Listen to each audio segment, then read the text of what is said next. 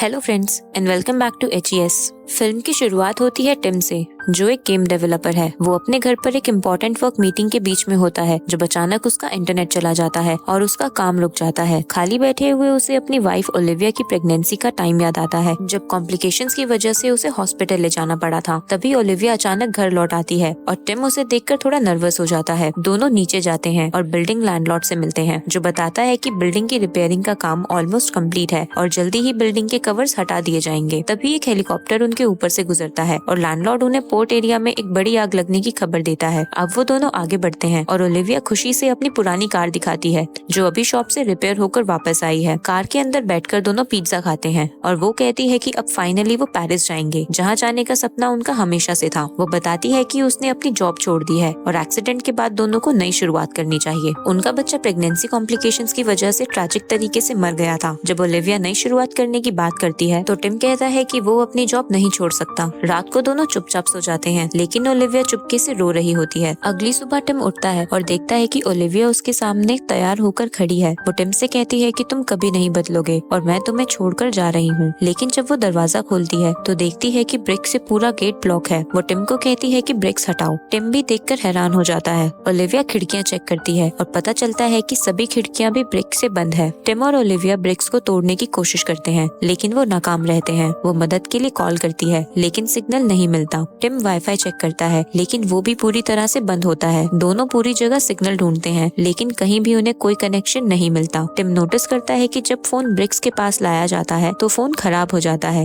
Olivia drill machine से BRICS तोड़ने की कोशिश करती है और टिम भी उसकी मदद करता है, लेकिन ब्रिक्स में कुछ भी नहीं होता। दोनों पूरे अपार्टमेंट में ढूंढते हैं, लेकिन हर जगह वही मजबूत ब्रिक्स उन्हें घेर रही होती है। अचानक उन्हें अगले कमरे से चीखने की आवाज सुनाई देती है, तो वो दीवार में एक छेद करते हैं और अंदर दो लोग मार्विन और एना को देखते हैं। मार्विन परेशान नजर आता है और बताता है कि उन्होंने सिर्फ एक रात के लिए रूम रेंट किया था, लेकिन अब वो भी फंस गए हैं। उनका कमरा भी पूरी तरह बंद हो चुका है। मार्विन पूछता है क्या टिम और ओलिविया भी यही प्रॉब्लम फेस कर रहे हैं, और वो दोनों हाँ में जवाब देते हैं। ये सुनकर मार्विन और ज्यादा परेशान हो जाता है। ओलिविया पूछती है क्या उन्होंने रात को कुछ अजीब देखा था। मार्विन कहता है कि वो बस सोए थे, लेकिन जब उठे तो देखा कि कमरा बंद हो चुका था। ओलिविया एना को शांत करने की कोशिश करती है, जबकि टिम देखता है कि पानी की सप्लाई भी बंद हो गई है। दोनों जरूरी सामान इकट्ठा करने लगते हैं। टिम इस सिचुएशन को एक वीडियो गेम से कंपेयर करता है और कहता है कि हमें कोई रास्ता निकालना होगा, लेकिन ओलिविया गुस्से में कहती है कि ये तुम्हारा वो मजाक वाला गेम नहीं है, ये असली प्रॉब्लम है। टेंशन बढ़ जाता है और दोनों झगड़ने लगते हैं। टिम गुस्से में अपना फोन दीवार पर फेंकता है। तभी वो नोटिस करता है कि फोन का चिप ब्रिक से चिपक गया है, जो एक मैग्नेट की तरह काम कर रहा है। फिर ओलिविया वापस आती है और पहले के झगड़े के लिए माफी मांगती है। टिम एक चम्मच का यूज करके ओलिविया को दीवार की मैग्नेटिक ताकत दिखाता है। दोनों सारे लोहे के सामान इकट्ठा करके दीवार पर रखते हैं। उससे एक स्क्वायर शेप्ड एरिया में ज्यादा मैग्नेट पावर महसूस होती है। अचानक सामान हिलने लगता है और उनकी तरफ उड़ने लगता है। दोनों नीचे झुक जाते हैं, लेकिन टिम इंजर्ड हो जाता है। लोहे के टुकड़े टिम की पीठ में घुस जाते हैं। ओलिविया उन्हें निकालकर उसके घाव पर पट्टी बांध देती है। कुछ देर बाद अगले कमरे से फिर से एना की चीख सुनाई देती है। दोनों दौड़कर वहाँ जाते हैं और उन्हें बुलाते हैं, लेकिन कोई जवाब नहीं मिलता। वो दीवार को तोड़कर कमरे में जाते हैं। टिम के हाथ में एक बैट होता है और ओलिविया के पास पेपर स्प्रे। वो एना को बेड के पास देखते हैं। टिम मार्विन को ढूंढता है, लेकिन मार्विन अचानक टिम पर अटैक कर देता है और उसे जमीन पर गिरा देता है। ओलिविया उसके ऊपर पेपर स्प्रे करती है, जिससे टिम को मुकाबला करने का मौका मिलता है। वो उसके हाथ बांध देता है। एना बताती है कि ब्रिक्स को तोड़ते वक्त उसने मार्विन को गलती से इंजर्ड कर दिया। टिम एक स्टोर रूम ढूंढता है, जहाँ एक बड़ा हैमर मिलता है, जिसे लेकर वो ब्रिक्स की तरफ भागता है। तभी मार्विन उसे रोकता है और कहता है कि ये बेकार है, हैमर ब्रिक्स से पहले टूट जाएगा। टिम मार्विन से पूछता है कि तुमने मुझ पर अटैक क्यों किया, लेकिन मार्विन कंफ्यूज लगता है। एना समझाती है कि मार्विन को याद नहीं है, क्योंकि वो ड्रग्स लेता है। ओलिविया जो आर्किटेक्ट है सजेस्ट करती है कि वो बेसमेंट के रास्ते भाग सकते हैं, जहाँ पुराने वॉर टाइम शेल्टर के टनल्स हैं, जो सबवे सिस्टम से जुड़े हुए हैं। वो सब मिलकर फ्लोर तोड़ना शुरू करते हैं। मार्विन को शक होता है कि कोई उन्हें मैनिपुलेट कर रहा है, शायद बिल्डिंग लैंडलॉर्ड। जब वो एक बड़ा गड्ढा बना देते हैं तो टिम नीचे जाता है, जहाँ मिस्टर ऑसवेल्ड रहते हैं, जो बंदूक लेकर आता है। ऑसवेल्ड टिम को धमकी देता है कि वो वापस चढ़ जाए, क्योंकि वो अपना खाना और सामान किसी किसी के साथ बांटना नहीं चाहता। ओलिविया और दूसरे लोग ऑसवर्ल्ड को अपना प्लान समझाते हैं, लेकिन वो मना कर देता है और कहता है कि वो कोई और रास्ता ढूंढेगा। फिर उसकी ग्रैंड डॉटर लिया वहाँ आती है और कहती है कि सबको साथ मिलकर काम करना चाहिए ताकि वो सब बाहर निकल सकें। लिया के कहने पर ऑसवर्ल्ड मान जाता है और सब नीचे उतरते हैं। टिम मार्विन के हाथ खोलता है और जमीन तोड़ने में मदद मांगता है। अचानक टिम का ध्यान स्मोक डिटेक्टर पर जाता है जिसमें एक कैमरा लगा होता है। वो ऑसवर्ल्ड से कैमरे के बारे में पूछता है तो वो कहता है कि कैमरा बिल्डिंग लैंडलॉर्ड ने लगाया होगा। टिम एक और डिवाइस ढूंढता है जिसमें कैमरा लगा होता है। मार्विन कहता है कि वो एक खतरनाक गेम में फंस गए हैं जिसे बिल्डिंग लैंडलॉर्ड कंट्रोल कर रहा है और वो उन्हें देख रहा है। ओलिविया सजेस्ट करती है कि उन्हें लैंडलॉर्ड का सामना करना चाहिए जो अगले फ्लैट में रहता है। वो दीवार तोड़कर लैंडलॉर्ड के कमरे तक जाते हैं, लेकिन वहाँ उसे मरा हुआ पाते हैं। उसके हाथ काट दिए गए हैं और खून हर जगह फैला हुआ है। मार्विन उल्टी करता है और बाथरूम की तरफ भागता है, जिसके पीछे ओलिविया भी जाती है। ओलिविया डर जाती है, लेकिन टिम उसे शांत करने की कोशिश करता है। फिर वो भी कमरा छोड़ देती है। टिम बिल्डिंग लैंडलॉर्ड का फोन ढूंढता है जिसमें ब्रिक वॉल्स की कई तस्वीरें होती हैं। वो लोग जमीन तोड़ना दोबारा शुरू करते हैं। ओलिविया एक न्यूज आर्टिकल दिखाती है जो हाल ही में लगे आग के बारे में है, जो कुछ कनेक्शन का इशारा देता है। अचानक जमीन जोर से गिर जाती है, जिससे टिम, मार्विन और ओलिविया नीचे गिर जाते हैं, लेकिन अपने आप को संभाल लेते हैं। ऑसवर्ल्ड लिया को बंदूक देता है और कहता है कि वो अकेली जाए क्योंकि वो यहीं रुकेगा, लेकिन लिया जोर देती है और उसे भी चलने को बोलती है। जब वो नीचे जाते हैं तब एक आदमी उनके पास आता है। वो अपना नाम यूरी बताता है और कहता है कि वो अपने दोस्त के साथ रहने आया था जो इस फ्लैट में रहता था। वो पूछता है कि तुम लोग जमीन क्यों तोड़ रहे हो, और जब उनका प्लान सुनता है तो हंस पड़ता है। वो बताता है कि ये ब्रिक वॉल एक हाईटेक डिफेंस सिस्टम है जो उन्हें हर तरह के अटैक से बचाने के लिए बनाई गई है। टिम यूरी से सबूत मांगता है, लेकिन उसके पास कोई सबूत नहीं होता और वो अजीब थ्योरीज बताता है। जब उसके दोस्त के बारे में पूछा जाता है तो यूरी उन्हें अपने दोस्त की लाश दिखाता है और कहता है कि वो शायद दिल का दौरा पड़ने से मर गया जब वो ब्रिक्स पर रिसर्च कर रहा था। सब लोग उदास हो जाते हैं। वो सब डिस्कस करते हैं कि क्या उन्हें बाहर जाना चाहिए या नहीं। सब कमरा छोड़कर निकल जाते हैं, जबकि लिया वहाँ रुककर यूरी के दोस्त के काम की जांच करती है। यूरी बताता है कि उसका दोस्त इस दीवार की वजह से टेंशन में मर गया। लिया ग्रुप में शामिल हो जाती है जब वो लोग बेसमेंट तक तोड़कर जाते हैं। उन्हें एक टनल मिलता है, लेकिन वो हैरान रह जाते हैं जब टनल में भी वही ब्रिक वॉल देखते हैं। गुस्से में मार्विन हैमर से दीवार पर जोर से मारता है। टिम मार्विन को रोकने की कोशिश करता है और ऑसवर्ल्ड उसे शांत करने के लिए बंदूक पॉइंट करता है। मार्विन शांत होने का नाटक करता है, फिर अचानक बंदूक छीनकर दीवार पर गोली चला देता है। गोलियां हवा में रुक जाती हैं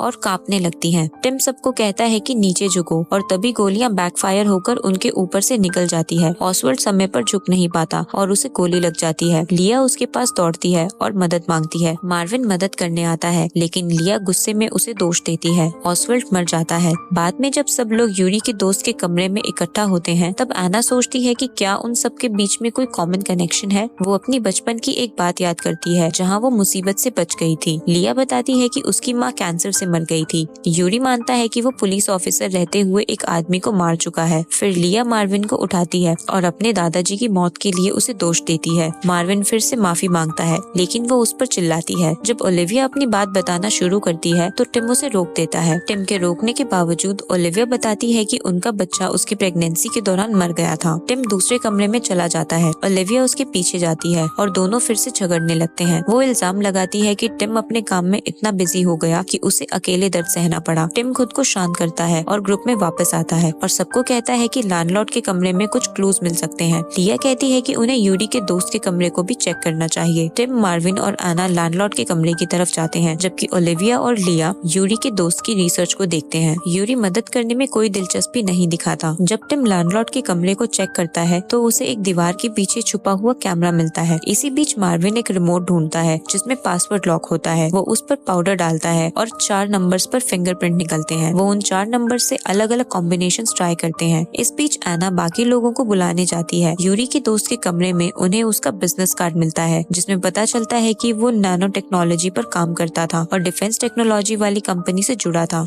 इससे पता चलता है कि उसका दोस्त ऐसी टेक्नोलॉजीज पर काम करता था जो सुरक्षा के लिए बनी थी। वो यूरी से सवाल करते हैं, लेकिन वो कहता है कि उसे ज्यादा कुछ नहीं पता, सिर्फ इतना कि उसका दोस्त प्रोग्रामर था। तलाशी करते वक्त उन्हें उसके दोस्त का लैपटॉप और फोन टूटा हुआ मिलता है। यूरी बताता है कि जब उसका दोस्त कुछ समझ नहीं पाता तो वो गुस्से में चीजों को तोड़ देता था। उन्हें एक कागज मिलता है जिसमें एक कोड लिखा होता है, शायद दीवार खोलने के लिए। यूरी हंस के कहता है कि अगर इसे खोला गया तो खतरनाक किरणें अंदर आ सकती हैं। तभी एना आती है और कहती है कि उन्होंने कुछ ढूंढ लिया है। ओलिविया और यूरी ऊपर जाते हैं, जबकि लिया वहीं रुककर रिसर्च जारी रखती है। टिम अलग अलग पासवर्ड्स ट्राई करता है और आखिरकार सीक्रेट डोर खोल देता है। अंदर उन्हें कंप्यूटर्स मिलते हैं जिन पर सबके कमरों में कैमरास के लाइव फुटेज चल रहे थे। टिम के अपार्टमेंट का फुटेज देखकर वो बिल्कुल वही समय पकड़ लेते हैं जब ब्रिक वॉल्स फैलने लगे, जो दिखाता है कि एक एडवांस नैनोटेक डिफेंस सिस्टम पूरे बिल्डिंग में एक्टिवेट हो रहा है। इसी बीच लिया यूरी के दोस्त की डेड बॉडी को चेक करती है। स्कार्फ हटाने पर लिया को उसके गले पर कुछ निशान मिलते हैं। वहीं दूसरी तरफ टिम यूरी के दोस्त के कमरे की फुटेज चेक करता है जहां उसकी बॉडी मिली थी, लेकिन यूरी वहां से चला जाता है। मार्विन उसे ढूंढने लगता है। टिम फुटेज में देखता है कि यूरी का दोस्त फोन लेकर दीवार के पास जा रहा होता है। लाइट्स कई बार फ्लैश करती है, जो दिखाता है कि उसने ब्रिक वॉल खोल दिया था। उसके आगे दिखता है कि यूरी ने ही अपने दोस्त का गला दबाकर उसे मारा था। वहीं दूसरी तरफ मार्विन यूरी को उसके कमरे में पाता है, जो अपने दोस्त की रिसर्च जला रहा होता है। फिर उसे बेड के पास लिया की डेड बॉडी दिखती है। मार्विन यूरी पर अटैक करता है। यूरी कहता है कि वो ये सब उनकी जान बचाने के लिए कर रहा था। टिम गन लेकर आता है और देखता है कि यूरी मार्विन का गला दबा रहा है। यूरी टिम पर भी अटैक करता है, लेकिन मार्विन टिम को बचा लेता है। बाकी लोग भी आते हैं और कहते हैं कि यूरी को मत मारो, शायद वो रास्ता जानता हो। टिम यूरी को बेहोश कर देता है और कुर्सी से बांध देता है। सब लोग लिया की मौत पर शोक मनाते हैं। एना शक करती है कि यूरी ने अपने दोस्त को इसलिए मारा ताकि रास्ता छुपा सके। वो जली हुई कागज को देखती है जिसमें एक कोड सीक्वेंस होता है जो ब्रिक वॉल के पैटर्न से मिलता जुलता है। एना वीडियो को और क्लूज के लिए देखती है। ओलिविया यूरी के दोस्त का बिजनेस कार्ड दिखाती है जिसमें कंपनी का एड्रेस उस जगह से मिलता है जहां शुरुआत में बहुत बड़ी आग लगी थी। वो यूरी को जगाती है और पूछती है कि उसके दोस्त ने ब्रिक वॉल कैसे खोला। यूरी चेतावनी देता है कि बाहर बहुत खतरा है और वो अंदर सुरक्षित है। टिम उसे डराने के लिए पास में एक गोली चलाता है और पूछता है कि किस कंपनी ने ये दीवार बनाई है। यूरी बताता है कि ये एक डिफेंस सिस्टम है जो हर तरह के हमलों से बचने के लिए बनाया गया है। ओलिविया पूछती है कि अगर बाहर खतरा है तो तुम्हारा दोस्त बाहर क्यों जाना चाहता था। यूरी जवाब देता है कि उसके दोस्त को आग के बाद डिफेंस सिस्टम में कोई दिक्कत महसूस हुई थी। मार्विन कहता है कि उन्हें उस पर भरोसा करना चाहिए। एना कहती है कि यूरी का दोस्त अपने लैपटॉप पर कुछ जरूरी काम कर रहा था। टिम समझाता है कि यूरी का दोस्त एक ऐप बना रहा था जो ब्रिक वॉल को खोल सकता था। वो उसका टूटा हुआ फोन और लैपटॉप ढूंढते हैं और फोन को कंप्यूटर से जोड़ते हैं। वो पता लगाते हैं कि फोन एक की तरह काम करता है और दीवार के स्क्वायर शेप्ड एरियाज लॉक की तरह। फोन का फ्लैश एक इलेक्ट्रोमैग्नेट वेव की तरह काम करता है, जिसका इस्तेमाल करके उसके दोस्त ने दरवाजा खोला था। टिम ऐप को ठीक करता है और ब्रिक वॉल के पास उसे चलाता है। बिना किसी पैटर्न के टैप करता है। फोन का फ्लैश एक्टिवेट होता है और दीवार हिलने लगती है, जिससे एक रास्ता दिखाई देने लगता है। एना अपना हाथ दीवार में डालती है। उसे गर्मी महसूस होती है और वो डर जाती है। अचानक उसका हाथ कोई खींचने लगता है। एना अपना हाथ वापस अंदर खींचती है, लेकिन उसकी आधी बॉडी को कोई और बाहर खींच लेता है और दीवार बंद हो जाती है और वो मर जाती है। मार्विन उसकी मौत पर शोक मनाता है। यूरी हंसने लगता है, जिससे गुस्से में आकर मार्विन उसे गोली मार देता है और फिर अपनी जान ले लेता है। अब सिर्फ टिम और ओलिविया बचते हैं और दोनों बहुत दुखी होते हैं। वो सोचते हैं कि सब खत्म हो गया। ओलिविया कहती है कि मिसकैरेज के बाद से वो बहुत अकेला महसूस करती थी। टिम ओलिविया को शांत करता है और उसका हमेशा साथ देने के लिए थैंक यू कहता है। दोनों मिलकर रास्ता ढूंढने का फैसला करते हैं। ऐप चलाते हैं और पता चलता है कि बटन दबाने से अलग अलग सीक्वेंस में फ्लैशेस आते हैं। ऐप अलग अलग सीक्वेंस में फ्लैशेस ट्रिगर करता है, कभी 6, कभी 4 और कभी सिर्फ 1 या 2। वो वीडियो देखते हैं ताकि समझ सके कि यूरी के दोस्त ने कौन सा रास्ता लिया था। जब वो ऐप से दीवार खोलने की कोशिश करते हैं, तब अचानक यूरी टिम पर हमला करता है। झगड़े में ओलिविया बेसमेंट में गिर जाती है और टिम उसके बाद यूरी को भी धक्का देता है। टिम अपनी वाइफ के पीछे कमरे में जाता है और वो दोनों भागने लगते हैं, जहाँ यूरी उनका पीछा कर रहा होता है। वो पीछे से दरवाजा बंद कर देते हैं, जिससे यूरी बाहर फंस जाता है। टिम ओलिविया को फोन देता है और कहता है कि दरवाजा खोल दो। वो कोड डालकर दरवाजा खोलती है। यूरी दरवाजा तोड़कर अंदर आता है और टिम पर हमला करता है। दोनों एक दूसरे का गला दबाने लगते हैं। यूरी टिम को जमीन पर गिरा देता है। तभी ओलिविया हैमर से यूरी पर अटैक करती है और उसे मार देती है। साथ मिलकर टिम और ओलिविया टनल से निकलते हैं और देखते हैं कि पूरा एरिया ब्रिक वॉल से घिरा हुआ है। ये देखकर वो उदास हो जाते हैं। वो अपनी गाड़ी देखते हैं और पेरिस की तरफ निकल जाते हैं। रेडियो पर न्यूज आती है कि आग की वजह से कंपनी का एडवांस नैनोटेक सिस्टम एक्टिवेट हो गया है, जिसने पूरे शहर को अपने कब्जे में ले लिया है। बचने के लिए इस सिस्टम को बंद करना जरूरी है। और इसी नोट के साथ मूवी यहीं एंड हो जाती है।